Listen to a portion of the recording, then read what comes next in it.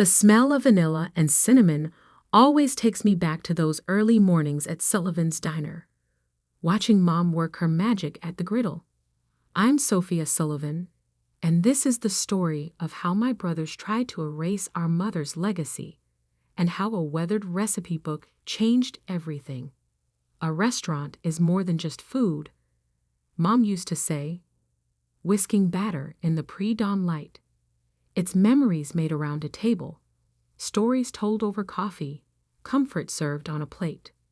She'd demonstrate each recipe with graceful precision, adding pinches of spices without measuring, creating dishes that made our little diner the heart of downtown Mill Creek for 40 years. My brothers, Michael and James, never understood that. They saw the worn vinyl booths, the decades-old coffee machines, the cracked tile floor that Mom refused to replace because it had character. They didn't see what I saw. The history in every scratch, the love in every recipe, the magic that made ordinary ingredients extraordinary. I practically grew up in that kitchen, watching Mom transform simple ingredients into dishes that people drove hours to taste. Her blueberry pancakes weren't just breakfast. They were clouds of perfection that made food critics write poetry. Her chicken pot pie had a crust so flaky it made pastry chefs weep. And her mysterious sunshine sauce had customers begging for the recipe for decades. Family secrets stay in the family, she'd always say with a wink, adding another unmarked ingredient to the sauce that made everything it touched taste like heaven. While my brothers escaped to college and corporate jobs, I stayed, learning every recipe, every technique, every secret that made our diner special. Mom never wrote anything down, or so I thought. "It's all up here," she'd say, tapping her temple. "When you cook with love, measurements are just suggestions." The day Mom passed away, 6 months ago, the diner lost its song. The morning rush felt hollow without her voice calling out orders. The kitchen seemed too big without her presence. But I kept cooking, kept serving, kept her spirit alive through every dish that left the kitchen. Michael and James showed up for the funeral in their expensive suits, made appropriate sad faces, then disappeared back to their lives, leaving me to handle everything. The only time they called was to complain about the diner's outdated image and limited profit potential. "It's a money pit, Sophia," Michael would say during his rare visits. Mom was too sentimental to modernize, but times change. "The property alone is worth more than the business," James would add, eyes fixed on his phone. "We could sell to developers and all make a fortune." But I held firm. The diner wasn't just a business, it was Mom's heart and soul, her legacy to the community she loved. Besides, I knew something they didn't. It happened 3 weeks ago while I was cleaning out Mom's old office. Behind a loose panel in her ancient desk, I found it. A leather-bound book, its pages yellow with age, filled with handwritten recipes. Not just Mom's famous dishes, but secrets passed down through generations of our family. The first page bore an inscription, "To my daughter Sophia, who understands that cooking is love made visible. These recipes are our family's heart. Use them wisely. Love, Mom." As I turned the pages, my hands trembling, I discovered this wasn't just a recipe book. It was a culinary treasure trove. The mysterious sunshine sauce, a revolutionary blend of ingredients that could transform any dish. The pancake recipe, a technique that had been lost to time. Each page contained not just ingredients and methods, but the kind of culinary innovations that modern chefs spent careers trying to discover. I was still processing this discovery when James and Michael burst into the diner yesterday morning, matching smirks on their faces. "Guess what, little sister?" James announced, straightening his designer tie. We found a solution to our problem. Michael nodded, looking around the diner with barely concealed disdain. We sold the place. Developers are turning it into luxury condos. The world seemed to tilt. You what? It's a great deal, James continued, pulling out documents. The new owners take possession next week. We just need your signature since you're technically a co-owner. You can't do this, I whispered. This place is Mom's legacy. Mom's gone, Sophia, Michael said, his voice patronizing. And this place is worthless, except for the land it sits on. Time to grow up and accept change. They didn't notice my hand slip into my apron pocket, touching the recipe book I'd been studying every night. They didn't know about the calls I'd been getting from famous chefs who'd heard whispers about Mom's secret recipes. They had no idea that just yesterday, a celebrity restaurateur had offered 7 figures just for the sunshine sauce recipe alone. The papers are just a formality, James was saying, holding out a pen. The deal's already done. I looked around the diner, at the counter where Mom taught me to roll pie crust, at the booth where she helped me with homework, at the kitchen where she created culinary magic for 40 years. Then I looked at my brothers, these strangers in expensive suits who thought they could erase all of that with a signature. Actually, I said quietly, we need to talk about Mom's real legacy and why this diner is worth more than you could possibly imagine. Michael laughed. What? The outdated equipment? The ancient recipes? I smiled, thinking of the book in my pocket, of the offers already coming in, of the look that would soon replace those smirks on my brothers' faces. Let me make you boys some coffee, I said, heading to the kitchen, and then I'll show you exactly what Mom left behind. The morning sun streamed through the diner's windows, catching the steam from the coffee maker, creating a halo effect around the worn counter. Mom always said the best revenge is served like the best meals, with perfect timing and just the right ingredients. I was about to show my brothers just how right she was. I set 3 cups of coffee on the corner booth table, watching steam rise as my brothers impatiently checked their phones. The morning sun painted shadows through the vintage Sullivan's Diner window sign, creating patterns on the worn tabletop, the same table where Mom used to test her new recipes. Can we hurry this up? Michael drummed his fingers on his leather portfolio. Some of us have real jobs to get to. Funny you should mention real jobs, I said, sliding into the booth. Tell me, how much did these developers offer for the diner? James smirked. $2 million. Far more than this outdated greasy spoon is worth. I pulled out my phone, opening an email I'd received yesterday. Interesting, because Marco Romano just offered me $3 million for a single recipe. The silence that followed was delicious. Marco Romano, the celebrity chef with 17 restaurants and his own cooking empire, was a name even my corporately obsessed brothers recognized. You're lying, Michael finally managed. I slid my phone across the table. They huddled over it, reading the email from Romano's business manager. Their faces paled as they reached the dollar figure. This is a joke, James stammered. Romano wouldn't. Oh, that's just for the sunshine sauce recipe, I continued casually, sipping my coffee. He hasn't even heard about the pancakes yet, or the pie crust technique that Gordon Walsh called revolutionary when he dined here last week. Gordon Walsh, the 3-star Michelin chef? Michael's coffee cup froze halfway to his mouth. I nodded. Turns out Mom's outdated recipes are quite valuable to the right people. I reached into my apron and pulled out the leather-bound book. Especially when they're part of a collection that spans 3 generations of culinary innovation. Their eyes locked onto the book like sharks scenting blood. I could practically see dollar signs reflecting in their designer glasses.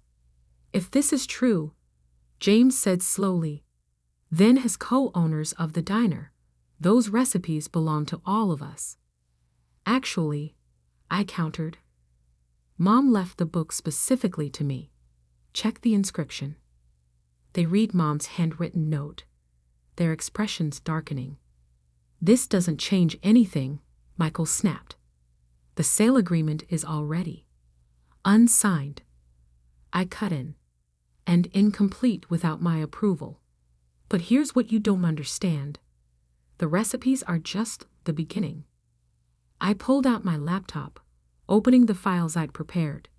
Over the past 3 weeks, since finding Mom's book, I've been documenting everything. Testing recipes, recording techniques, upgrading equipment, and people have noticed. I showed them the reservations list, packed solid for the next 6 months.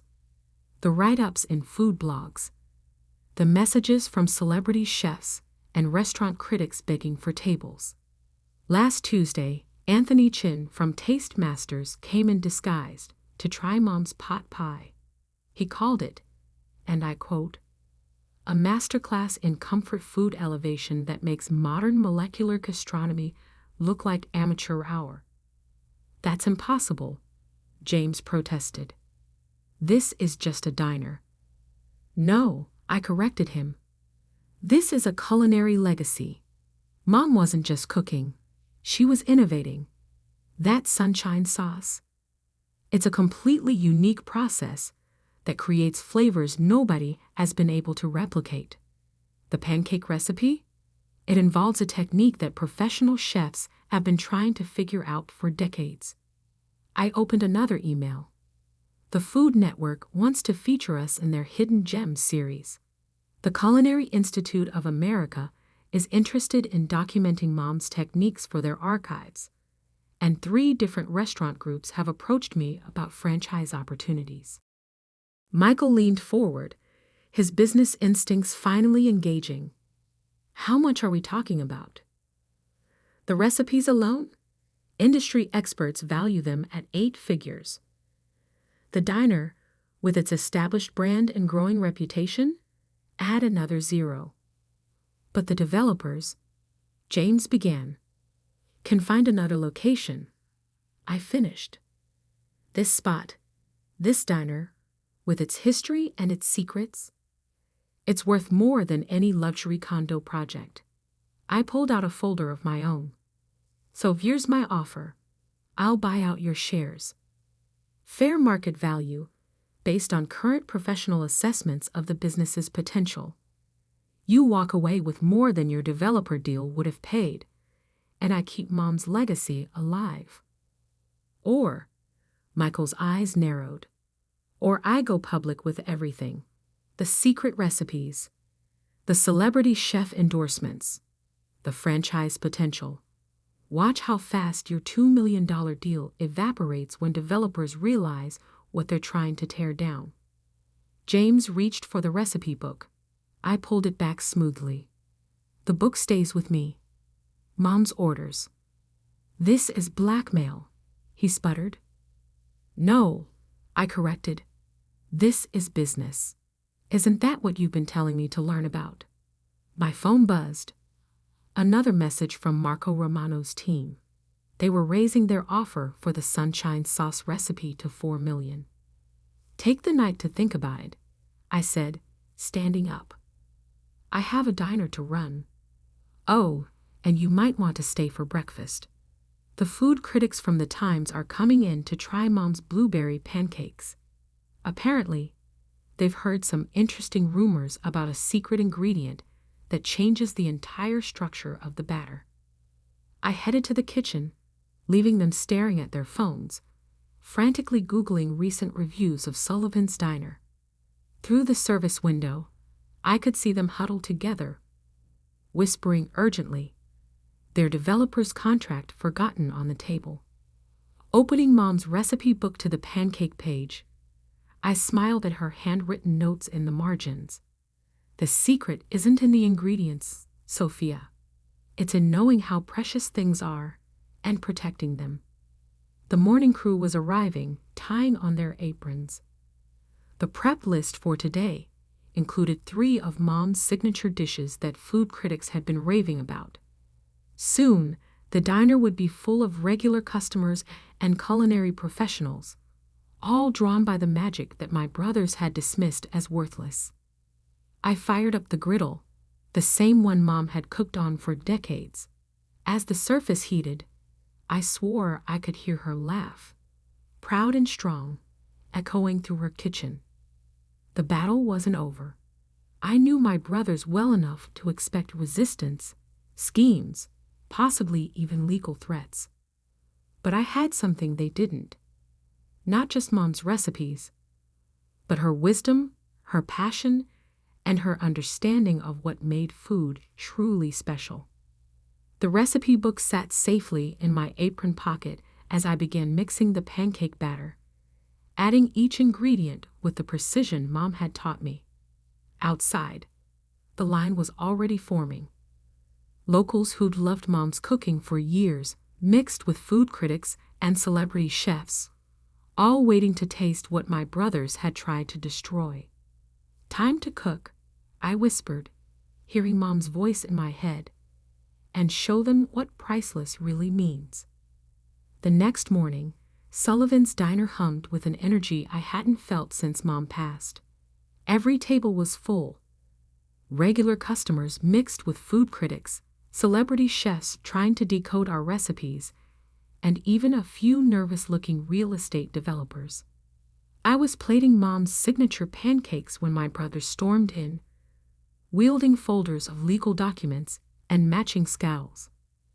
"This ends now," Michael announced, slapping a stack of papers on the counter. We had our lawyers look everything over. As majority shareholders. Actually, a smooth voice interrupted, "You might want to review the original ownership documents again." Marco Romano himself stood from his booth, cutting an impressive figure in his chef's whites. The celebrity chef approached the counter, dozens of phones recording his every move. "You see," he continued, "your mother was quite clever with her business structure. Sophia isn't just a co-owner. She's the controlling partner of the restaurant's intellectual property, including," he smiled, "all recipes and techniques developed on these premises." James fumbled through his papers. "That's impossible." We checked. "Page 6, subsection C," I said quietly, sliding a highlighted document across the counter. "Mom added it during the last revision 5 years ago. You both signed off on it without reading, too busy with your real jobs to pay attention to diner paperwork." Michael's face turned an interesting shade of red. "This is ridiculous. It's just a bunch of old recipes." "Old recipes?" Gordon Walsh stood up from another booth, his 3 Michelin stars practically gleaming. "Young man, your mother invented a sauce stabilization technique that revolutionizes flavor profiles. That single innovation is worth millions in the current market. And the pancake methodology?" Anthony Chin emerged from the kitchen, where he'd been observing our breakfast prep. "It completely reinvents the relationship between protein structures and heat application. I've offered 7 figures just for that process alone." My brothers stared as more culinary celebrities revealed themselves among the diners.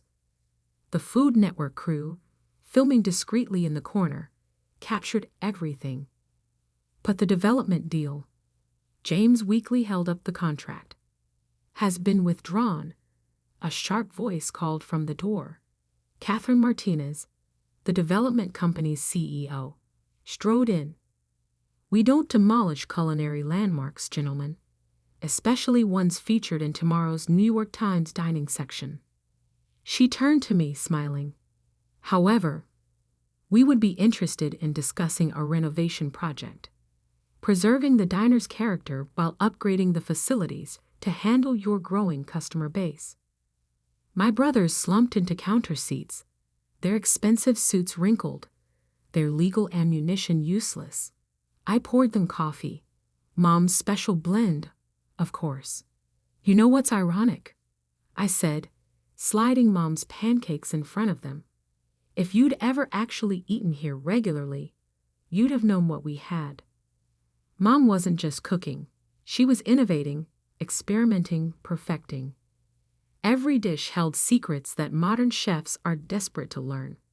Speaking of secrets, Marco Romano interjected, "Shall we discuss my offer for a Sullivan's Diner specialty restaurant in Las Vegas?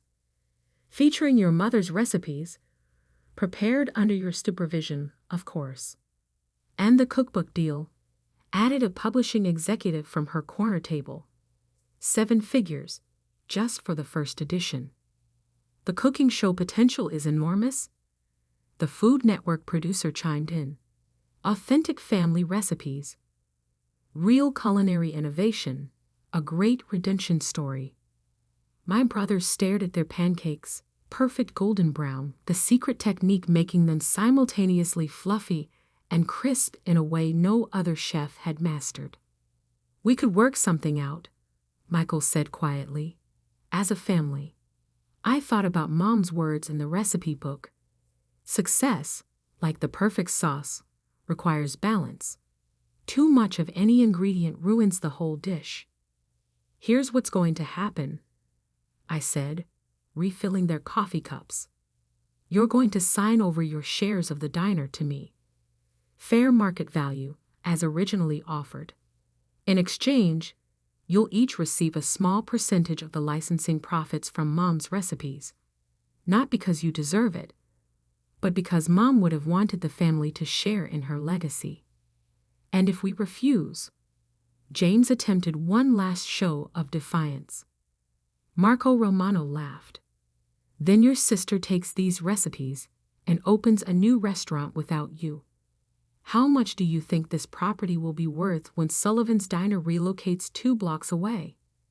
They signed the papers within the hour. 1 year later, Sullivan's Diner celebrated its reopening.